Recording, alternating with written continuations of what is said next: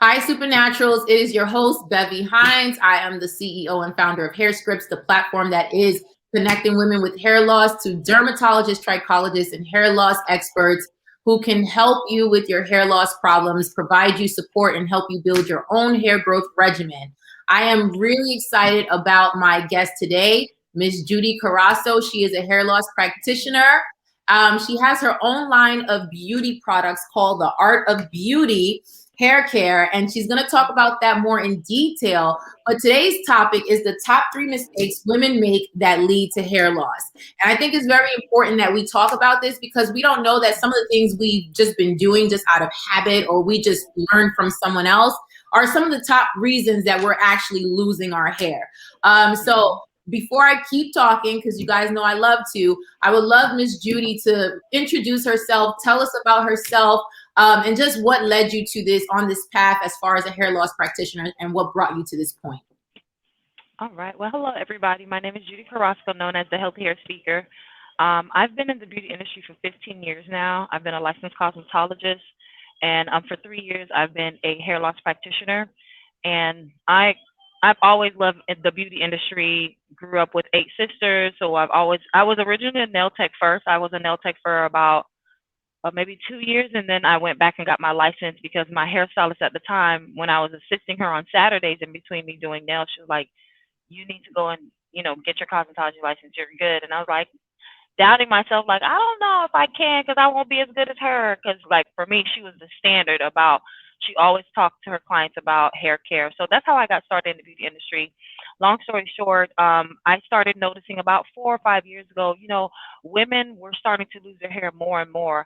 And I noticed it wasn't necessarily just women who were relaxed, it was women that were natural. So I kind of started digging deep as like what's going on, and then that's when through other colleagues, I found out about a hair loss practitioner program. So did that, became certified, and then continued my education. I'm actually in school now to be a trichologist, which would be basically like a hair physician. Mhm. So I'll be able to actually, do non-invasive surgeries and things like that to be able to help women get their hair Oh, back if cool. it's possible. So I'm in school for that now. And I just love the beauty industry. And for me, I've always had a dream of actually having a hair care line that's botanically based, that has natural ingredients that can help combat the problems that I'm seeing that women are having when it comes to hair care and hair loss, trying to do hair at home. And with, you know, YouTube University, a lot of women are getting really bad information out there. So I figured us as professionals, it's time for us to actually take on the platforms that we have and actually speak about what is truly hair care. And Mhm. I like to call it busting the myths. So I have busting sessions where I talk about you ladies are believing these things, but it's really a myth and it's actually destroying your hair. There's a So. few things you said that I want to double down on a little bit. So Mhm. um, I'll start in a specific order. So one, you said you do Mythbusters. Where do you typically have these conversations? Typically live on Facebook or Okay. IGTV. What's the name of your Um, podcast? my podcast is Let's Talk Hair. It's on Podbean, Okay. and I have it on Podbean as well too. But typically, if I go live on Facebook, then I'll have a session where I'm like, "Hey, this is a myth that you all believe in." For example, some women, especially in the Caribbean, believe that when it's time for a relaxer, they have to make sure that their hair is really dirty. So Yeah. I've first time I saw that, a woman came to me with like baby powder in her hair. She put Vaseline. It was like so gooky, and I'm like, "What's going on with your scalp?" She's like, "Oh yeah, your hair has to be dirty, or the relaxer won't take." And I'm like, "Relaxer won't Oh, take." wow. I'm Okay. like, it's if anything, it's a chemical, and now it's mixing with whatever ingredients are in that baby powder and that Vaseline, and it could cause any kind of chemical reaction, and we don't know what that's gonna do. So I decided to do a live about it, when I was thinking about, okay, what are some things that women are believing? And, people are like, oh my gosh, I've heard that too growing up in the Caribbean. I Mhm. was told that you're supposed to have dirty hair when you're getting a relaxer because it's supposed to make your hair mysteriously become more relaxed and grow. And I'm Mhm. like, no, that's not true. That's not true. So, So another thing you said, what you called the YouTube University. yes. What's one of the things that you see a lot on YouTube and you're just like, no, that's not Yeah. helping you? What's something that you usually see on YouTube? something that I see on YouTube that a lot of Cringy. YouTubers do Mm-hmm. that's really crazy is taking like actually whole foods, blending it and putting it in their hair. Mm-hmm. That's doing that's doing the most. Okay.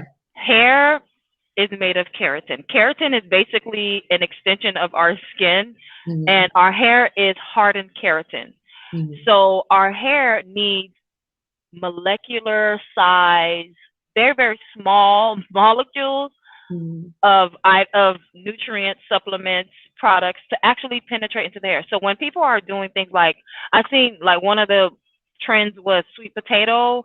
People Okay. were mashing sweet potatoes and putting it in their hair. And I'm like, first of all, you boil the sweet potato. So in the water, all that beta carotene, that's why the water turns orange. Right. It's gone out of the sweet potato. That's why you should steam your vegetables, right? And Mm-hmm. then they take it, they mash it, and they're putting olive oil and eggs and all this other stuff, putting it on their hair. Now, the way it works, every time we scratch our scalp, we put microscopic cuts in our scalp.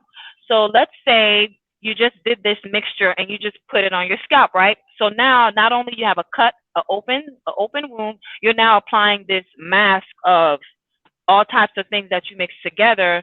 Mm-hmm. And if it's not rinsed out properly, what I'm seeing is when it's not rinsed out properly, fungus and molds begin to grow on the scalp. Mm-hmm. Okay. So, and then on top of that, it may feel good for a little while, but what you're actually doing is causing a film to build up over and over of food. A food that doesn't actually break down and It does penetrate not break into down. your hair. That's why we use, and that's why in products we use extracts. We use oils because those things, the molecules are small enough to penetrate into the hair.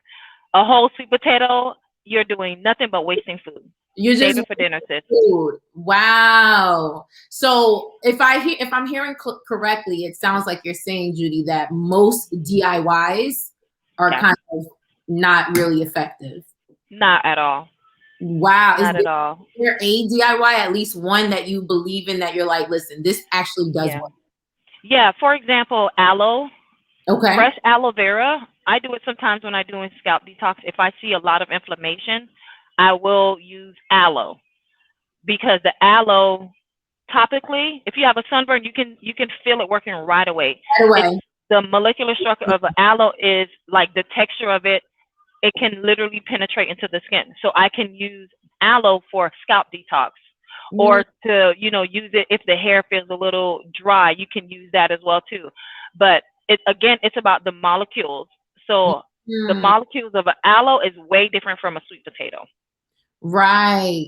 Yeah. So aloe, and I'm just curious, if someone can create a nice little mask with aloe, what would you recommend they kind of, a concoction that they could put together that's good for Just their, the aloe by itself. just the aloe. Just the aloe and a carrier oil with essential oils. Okay. Like if someone has really bad inflammation on their scalp, which Mhm. inflammation on the scalp is a sign that there's inflammation in the body. So that's just your body's reacting to it. Mm, Aloe, you can put a few drops of rosemary, lavender, maybe a few drops of eucalyptus or peppermint. Of course, making sure that you're not sensitive to essential oils with a carrier oil. You never want to use essential oils without a carrier oil because they are like the purest form of essential oils. For mm, example, tea tree oil, if you put that on the skin, it will burn. So a right. carrier oil like jojoba oil, I highly recommend jojoba oil because jojoba oil is vitamin E and it's the closest oil that mimics the actual natural oil that we produce called sebum on our body. So when Mm, you wake up in the morning, your face is greasy or your scalp is really greasy, that's the body's natural oil secretion called sebum. And jojoba oil is actually the closest oil that we have, in the earth that's closest to sebum. to sebum. So I have a question because I've had some guests on here that says, do not add oil to your hair or scalp whatsoever because you Hmm. already have sebum. So now you're adding excess sebum or excess oil, and now you're just creating an overproduction. What are your Yeah. thoughts on that? Not that there's a right or wrong answer. I'm just curious about your thoughts. For me, it depends on the person's situation because there are some situations, if the person's scalp is already oily and then you put more oil on it, you're going to continue that buildup. So I suggest, instead of doing oils on the scalp, do a hot oil treatment. and then you're going to rinse that off. You're going to clarify the hair because the body's overproducing oil. So someone who's extra greasy all the time, they don't need oil on their scalp. Someone who also to have, you know, scalp disorders, certain oils can actually do more harm than good, which Mm, we'll get into that later when we're talking about the hair loss. So, you know, it depends on the person. It's never cookie cutter. It's right. never cookie cutter. That's why seeking a professional is important because professionals know how to mix and, you know, create custom treatments for, like when I do a scalp detox, everyone's not getting the same thing because everyone may not need lavender essential oil on their scalp. Right. Everyone may not need cedar wood on their scalp. So it's different. You heard that, supernaturals. There's no one size fit all. That's why you absolutely have to consult with a professional, an expert who can create a custom growth plan just for you. And if you want to find one, please, you can click on the link to hair scripts below to find a professional that specializes in hair and skin of color. So now, before we jump into the top three, because DIYs, that's, I mean, you just, I mean, we could end this. I think you've Yeah. because DIYs, I mean, there's such a huge misconception. Because Yeah. especially in the natural hair community, right? Because Oh, a lot of the people, natural hair is the worst. and that's the question I want to ask you before we jump into the top three, because you said in the beginning, when you were introducing yourself, you said you noticed that you were seeing a lot more hair loss in natural women than relaxed Hmm. women. And I was like, wait, Yeah. like what? Hold on, Hmm. explain that to me. And then I want this DIY thing I would love to unpack, but we'll go into the top three. But please explain how you're seeing more hair loss in the natural hair community than amongst relaxed women. So I think it all started with the natural hair movement back in like 2008 when it started becoming a really big thing. Oh, chemicals, chemicals, stay away from chemicals. And, you know, I'll get on that as well too. Mm-hmm. So a lot of women have this misconception that natural means I no longer have to take care of my hair. Mm-hmm. Or because I'm natural, I can do what I want now with my hair. Because if I was relaxed, I couldn't get, you know, the highlights with the bleaching. I couldn't go swimming. I couldn't, some women say I couldn't work out because I'm relaxed and things like that. So what I'm finding is with the DIY, a lot of women who go natural, not only are they experimenting with things that should not be mixed together when it comes to their hair, they're also not caring for their hair properly. For example, and I talked about this in my latest podcast, co-washing is the biggest culprit that I have seen so far with the natural community because a lot of women are going natural and thinking like, oh well, now I can skip a shampoo because my hair gets too tangled. So I'm just gonna co-wash, co-wash, Right. co-wash.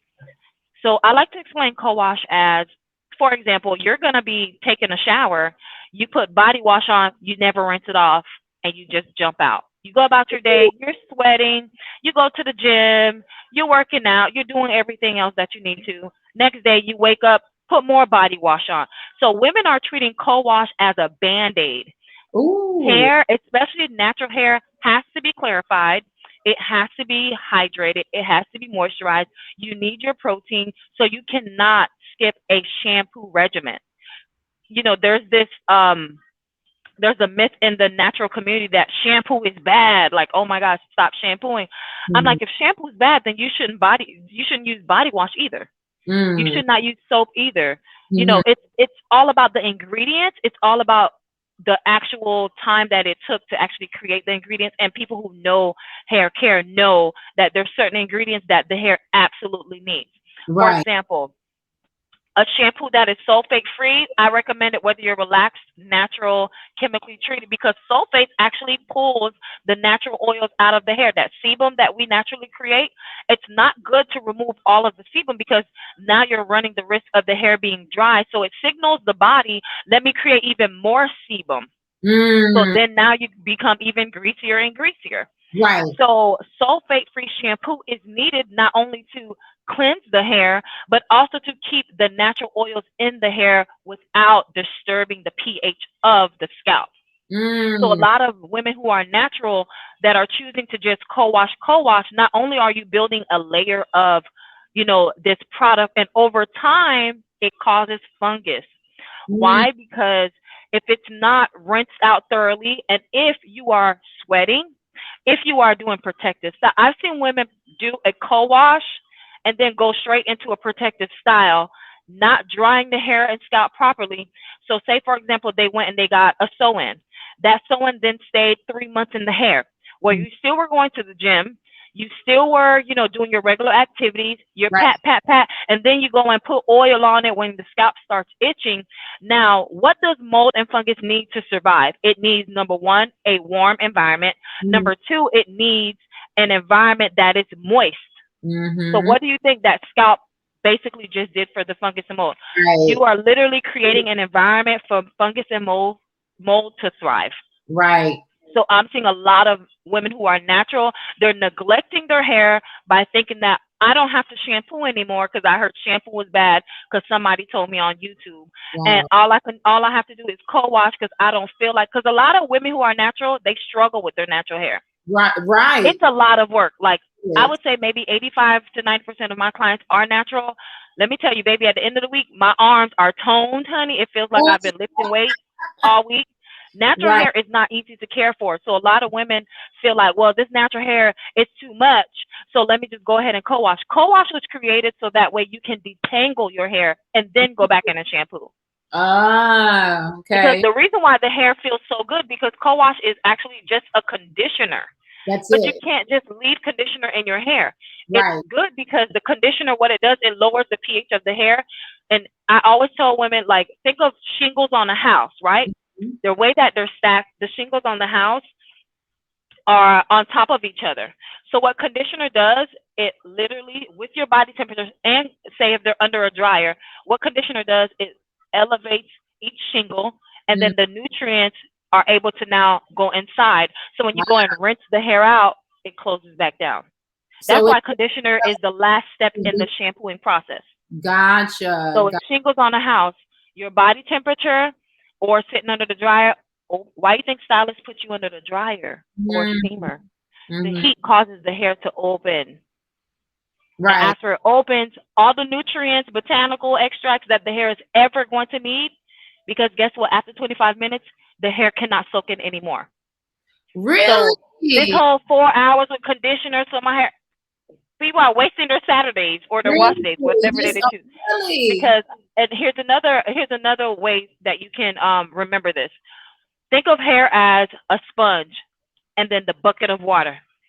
Can the sponge actually collect all of the water that's in the bucket? No. The sponge is literally going to take what it can take, and then after that, once you lift it up, it's still water left, and it's dripping water because it can't take anymore. So the way hair was created, after about 25 minutes, that's why most conditioners, if you read the labels, after 25 minutes, it says, okay, after 20 minutes, 25 minutes, rinse it out. Because now what you're going to do with the cool water, you're going to lock in everything, and everything else that is excess rinses right off. It shuts the cuticle down, and when the cuticles are flat on top of each other and they are smooth, the hair is silky. So do we? That's the science of hair. Or cool water. You're gonna always rinse your conditioner with cool to cold water. Cool to cold, and what's the reason? Heat opens it up. Cool water closes it down. See, it's science, and it's like you can't argue with science. Wow. That's what it is. Yeah. I'm not sure I remember what it's called, but like I guess you're just overly moisturizing your hair. I can't remember the term, but there's a term that I've been seeing around, like, but when it's just excessive moisture, that causes a problem too.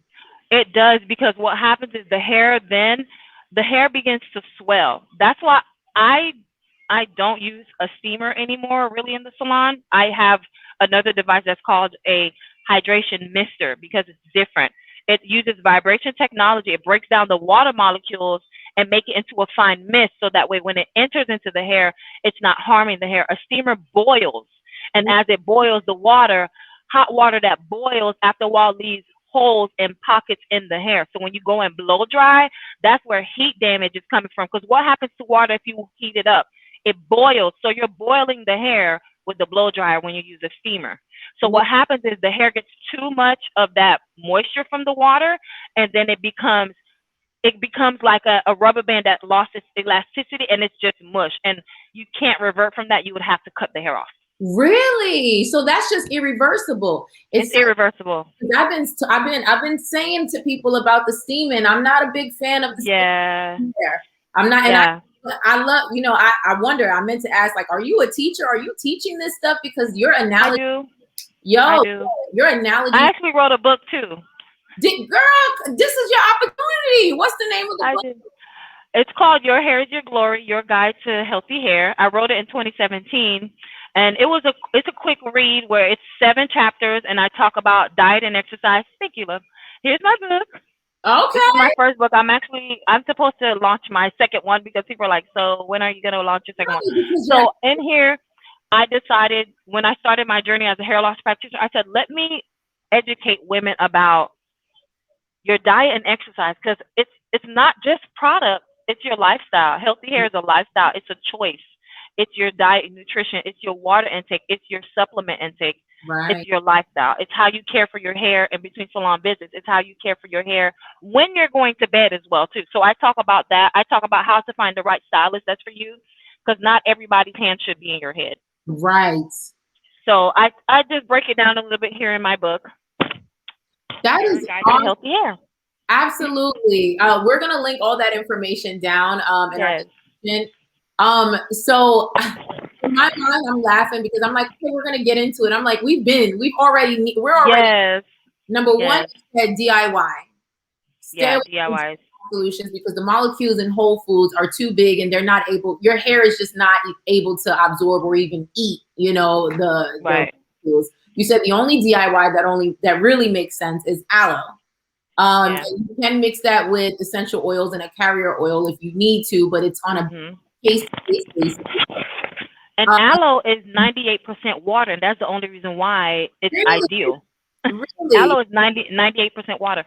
So it's like a hand sanitizer. Pretty much. It's just And nature's. our body needs water.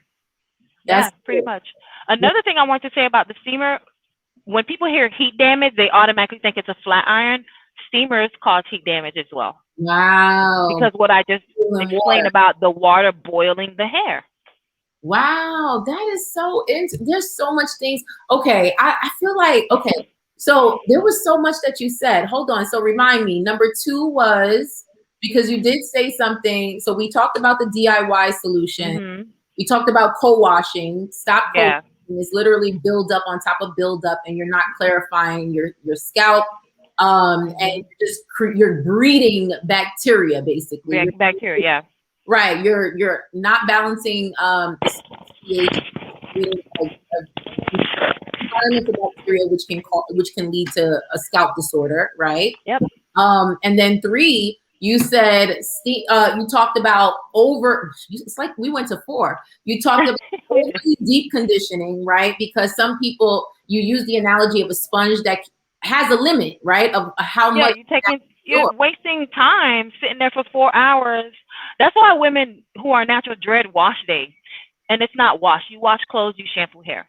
That's why women dread their shampoo day because, oh my gosh, it's going to take 4 hours. It should not take 4 hours. It should not take 4 hours. It should not. And, yes, I'm a professional, but I could get a natural with their shampoo, treatment, style, an hour and a half, 2 hours, they're out the door. It should not take that long. Yeah. Again, it's YouTube University and being deceived by people who are not professionals. Your hair cannot absorb any more conditioner after 25 minutes, boo. That's it. Social proof is a powerful, let me tell you, influence is a powerful thing because you don't have to have no type of professional or scientific background. At all. A million followers, people are going to listen to you, okay? And that's something that always bothered me because it's like we as professionals, we have to go to school. What here in Florida, it's an 18-month program, a year to 18 months, depending if you go in the morning or evening, to become a cosmetologist. To get a piece of paper that said you studied, you got 1,200 hours, you understand the science of hair, you understand the science of chemicals, you understand how hair works. But then anyone can just get on YouTube and say, this is what worked for me, guys. This is what you should do. And then 500,000 women follow along, and and that's why 80% of women today are losing their hair. Wow, because they're doing a whole bunch of foolish. I mean, and then just and they coming from a good place, right? Now, right? They mean well, right? So hold on, because I remember you said you were going to come back to something, so we're going to come back to it right now, and I guess that's going to be the last one. So after overly deep conditioning, you talked about heat damage through things like steamers because it's boiling. It's basically boiling the hair. the hair, and it's leaving holes in the hair that can never be reversed. So you would actually damage your hair permanently and would have to cut it off. Yeah. I guess how does that present? How does that look? How do I know that I've damaged my hair to the point of no return and I have to cut it off? So there's something that's called a density test, where we take a strand of hair and you kind of roll it in between your fingers. If it feels like a thick wire, you have thick hair. If it feels like more of like a regular string, you have medium hair. If it feels like silk, you have fine hair. That's how we do a density test in the salon. So we do that and we test it out. If we go ahead and we pull the hair and it doesn't break after stretching, you can feel the elasticity in the hair, right? So that's a healthy hair strand. When a hair has had too much water, and the correct term is hydrogel. It's a hydrogel situation. So that means there's too much water in the hair. So when you take that and then it just feels like have you ever like chewed gum and you chewed it to the point where there was nothing left? Right. And it just like starts to melt? That's what it feels like. It's rubbery and it does not have any life left to it. And when it's wet, if you touch it, it feels like slime. Wow. It's like it's so soft that it feels slimy. Like you can tell it doesn't feel right. Right. And so some people are feeling that their hair are naturally stretched. And it's funny because I'm looking back, I'm thinking about me. And there was a time, obviously, I was going through my own bout of hair loss, but like, I think in that process of going through hair loss and me trying to stop the bleeding, I was just doing a whole bunch of foolish things to try to stop my hair before I seen a professional, right? Because you figure it out on your own. And I was doing a lot of the things that you said not to do, I was doing. And I was realizing like, why my hair just seems so limp. Like it has it's just like this. And it's funny because my curls before used to bounce, I used to have shrinkage, right? They used to bounce. And now not at this point, but at that point, I would walk, like when I would wash and whatever, it would just be limp. Like it didn't have life to it.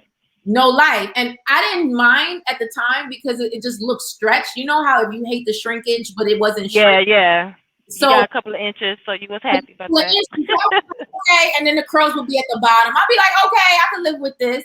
But now that my hair is in a healthier state, because I did connect with a dermatologist who created a growth plan for me, and I started working on first healthy scalp first before all of that other stuff. Now I'm in a place where, okay, I'm actually focused on, making sure my texture is popping and stuff. I had that stage, but now my curls are like they're bouncing again, like they're, and now. And if a curl doesn't bounce, then that curl's not healthy. Wow. And now that you're saying what you're saying, I'm like, wow, now it makes sense. So last thing, you talked about naturals in the natural community not wanting to use chemicals on their hair. Now, you didn't go in depth. You said I'm going to talk about it later. So let's talk about it now. So I always find it funny when I'm consulting with a natural and she's like, oh, I don't do chemicals. I don't do chemicals in my hair. I said, okay. The ingredients on your deodorant. What's in your deodorant? Aluminum. Is it all natural? When you're pumping gas in your car, do you know the fumes in the gasoline? We actually inhale that. Chemtrails outside. There's chemicals everywhere. Relaxers, it should be the least of someone's worry as far as in the sense of, I don't want chemicals around me. Right. But at the end of the day, they're still rinsing their dishes off with Clorox or with bleach. Okay. So chemicals, I want naturals to understand, chemicals is not just relaxers. That's the natural community have been duped to think that chemicals is just in relaxers when there's a lot of popular hair care natural brands that have more chemicals in them than a tub of relaxer. If you don't know ingredients, you just won't know. Right. How do you think your curls are just staying so silky, or when you blow it out, it's like naturals are being duped because majority of the natural hair care brands aren't even owned by people who look like you. Right. They're owned by white males. And when they unfortunately acquire and take over a company that may have started that way, first thing they do is they remove the ingredients that can actually help the natural texture hair. Mm, Why? Because the oils, the extracts, the butters are expensive. mm, And keep in mind, if they do have it in there, it's probably like 0.2% of that shea butter in there. right, Because they could care less about what your hair actually look like. If only they can use enough ingredients that are actually mimicking the real thing, right. that's going to keep you coming back and buying that $14.99 jar. So now this is the question that I'm sure everyone's going to ask. This, it's just too much. It's too much to remember. What should I look for? Where should I shop for hair care? Because I want to take care of my scalp and all of that, but I still don't want to be out here looking like a frizzy mess, right? Right. So where's the happy medium? What can I do? What Your product? professional stylist. Back in the days, women weren't going to drugstores for hair products because they knew the professional stylist, the respect of the professional stylist. I feel like in the past decade, the respect of a professional stylist has been lost. Mm, And part of that is due to the beauty industry not respecting themselves, with mm, stylists no longer wanting to educate or being tired of doing the work of hair and then just, well, not educating their clients. And I right, feel like the beauty industry has done a disservice to consumers by not being present. right, Sending someone, oh, just go to Walgreens and pick up that shampoo right. versus I don't want to spend $40 on this gallon of shampoo that I know was formulated with good ingredients. I feel like the beauty industry it became greedy Mm, and no longer wanted to let me invest in hair care and education for myself so I can continue grow. Mind you, they were still going to the hair shows, but it right, was really for the aesthetics of it. It was really for the let me just go shopping or the hangout of it, because in the beauty shows, you're going to have entertainers, you're going to have, different things going on. It's the parties and stuff like that. But when you actually, and I observed that when I went to my first hair show, there was a class that was a business class on how to educate your clients on products. And it was probably 20 of us in there. And I'm like, that's strange because it was at least 10,000 stylists at wow. that beauty show. Totally optional. It was Where is everybody? right. So People, I feel like the stylists themselves, we did a disservice to the community by not being educated ourselves and not sharing. I feel like we in the beauty industry have gotten to a point where, well, I don't want to tell them what I do and how to care for their hair at home because they're not going to come back. Well, if anything, my clients, they're like, well, I know you know, and I thank you for educating me, but yeah, I need you to keep doing my hair. And okay, I will get your products if there's an emergency and I can't do my hair or in between salons. So I'm not losing out. If right, I'm educating, I feel like there's a fear of like, if I educate them, they won't come. But right. there's a term that if you build it, they will come. It's true. If you're educating your clients, if you're educating yourself, first of all, and growing in the knowledge of, okay, the environment has changed. How is the environment now going to affect my client's hair, skin, and scalp? How is that going to change me as a stylist in order for me to be able to give them knowledge? Mm-hmm. Most stylists don't even know that the chemtrails that are in the air, when it settles on the scalp, it causes itching. And if someone already has a microscopic cut, then that can actually start causing a reaction and cause inflammation on their scalp. And that inflammation can then turn into another disorder, which now she can start triggering hair loss. That event. So let's talk about your products, right? Because again, Mm-hmm. so many people are just like, it's not that we don't want to do this, right? But it's too hard. It's just easy to run to Walmart and Target and just pick up some products that somebody Right. slapped, organic seal on it or clean and just buy Which that. all that is marketing. When they say Right. natural, organic, it's Education to get you to buy it. education doesn't sell, right? Consumerism and consumer marketing wins, and honestly, it will still win. So we have to kind of get in the game a little bit. So let's talk about your, Right. because you're doing that, right, with your product. So let's talk about the art of beauty, right? Art of beauty Yeah. hair. Art of beauty hair care. Yes, let's talk about the products that you offer. That off the bat, what do you recommend that we buy if we want to get started towards changing our bad habits towards hair loss and hair care? Well, for Art of Beauty, it's a botanically based, and it's botanicals and extract. It's actually formulated. The chemist is actually black. It's Mm, formulated because the chemist knows black hair, and it's ingredients in it that most majority of women won't have sensitivity to because of the botanical extracts. So mm. I would recommend the go-to would be the Serenity Scalp Soothing Shampoo. Can we Not see? only, I'm looking at it in the oh, back. this one here. See It's it. so pretty. Squeezing it here. Yes. Okay. Scalp soothing. So it's Mm-hmm. a scalp soothing shampoo. And hair care, not only does it begin with your diet, nutrition, and what you eat, but it also begins with your scalp. Every person needs to exfoliate and cleanse their scalp, whether you're Caucasian, Mexican, Asian, Black. Everyone has to exfoliate their scalp. So what this does, and scalp exfoliation doesn't necessarily mean you have like a, a very coarse scrub and you're like forcefully. Because Please. what did I say about the microscopic cuts again? Right. That Right. It you don't opens up. have to. And another myth is if I scratch my scalp, the dandruff will go away. No, you actually just now the fungus and the the microorganisms, the bacteria that's growing in the dandruff. Every time you cut, you're. But anyway, I Right. could just keep going. But the Serenity Scalp Soothing Shampoo, it's a scalp detox in a bottle. So it helps to cleanse the scalp floor. It gives you a proper foundation.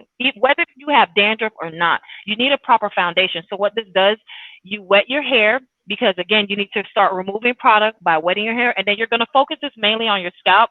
It's still hydrating, so if it gets on your hair, that's fine too. It's not gonna feel dry at all. You want to leave it on for 60 seconds. Why Okay. is that? Most of us don't get the benefits of our shampoo because we rinse it off too early, too quick. Right. So if this is something that's going to not only soothe the scalp, but it's also going to help with microcirculation. So it helps to promote circulation and stimulation on the scalp. So that way the scalp can do what? Promote hair growth. It Mm, helps to stimulate the follicles so the follicles can now come alive, and then it also helps for the hair to actually feel really, really great. It gives you that nice sensation of mint and the lavender. So what it's going to do in the 60 seconds, it's allowing all of the ingredients to actually go into the scalp. And you remember Pac-Man? mm-hmm. So what it's doing, it's finding bacteria in those 60 seconds, and it's just Oh getting wow. the bacteria off the scalp. What's in it? Like what's the main ingredient that's actually doing all these magical things? So we have radish root. Okay. Radish root is actually great for inflammation. Most people who have an itchy scalp, it's inflammation. It's the body's way of telling you, hey, something's wrong, so I'm going to itch. So we Right. have radish root in here. We also have water. We have aloe in here. Mm. Key ingredients. Right. And Right. distilled water at that because it's been with reverse osmosis to make sure there's no heavy metals or traces of other elements in the water. There's a lot of science that goes into a lot of these a lot of your products. Yeah. What else So do I you? would definitely recommend that because everyone needs their scalp to have a good foundation. If your scalp doesn't have a good foundation, you're not going to have healthy hair. Your hair can be long, but that doesn't mean it's healthy. Oh, I know. Trust me, I've been there. Yeah. So, Wow. yeah. So just recommend one more product for me, and where can we find your products? You can find my products on artofbeautyproducts.com, which is Okay. my website. The next product I would highly recommend is my Confidence D Treatment Mask because not only does it help build your confidence, it also is a wonderful silk amino acid conditioner treatment. So what that means, the Mhm. silk proteins go into the hair. What does silk feel like? Very soft. It doesn't matter if you have what we call 4C hair, which that's a myth as well, guys. There's no such thing as 4C hair. It Mm. doesn't matter if you have 4C hair, 3A, whatever you want to call it. The Deep Confidence Deep Conditioning Mask, it's a restructive conditioner. So what it does, it goes into the hair like the shingles on the house with using that with my conditioning cap, which is a steaming cap that you can use at home. You put it on your hair after you've done your shampoo. You thoroughly shampooed your hair, rinse out the shampoo. And what it's going to do is it's going to, of course, open up the hair again. And Mhm. all of the extracts, all of the wonderful ingredients in here is going to not only penetrate, it's going to also start repairing. So a sponge again has a lot of holes. So what it's going to start doing, the extracts and all of the ingredients in it is going to go in and start filling the holes in the hair. So Mm. when you go in and you style immediately, like I'm relaxed. Mm. Most people think I'm natural because I like to make sure that I deep condition my hair. I deep condition every week Mm. for the 25 minutes with my deep conditioning caps. Mm. And then I rinse it out. And this is just a two strand. 2-strand twist set. I Wow. did it last night with foam, and then I took it out this morning. Why? Because sometimes I like to give the blow dryer a little rest. So I don't like to flat iron my hair all the time. So I just do this, fluff it out. But I have softness. The hair is going to feel like it is repaired immediately. You can feel the difference immediately. So Right. most women that feel like my hair is so damaged beyond repair, that's not necessarily true. You just don't have the right ingredients. Right. So So I recommend this for sure. awesome. So I have one last question for you, and then I want you to tell everyone where they can find you, especially if they're in your area.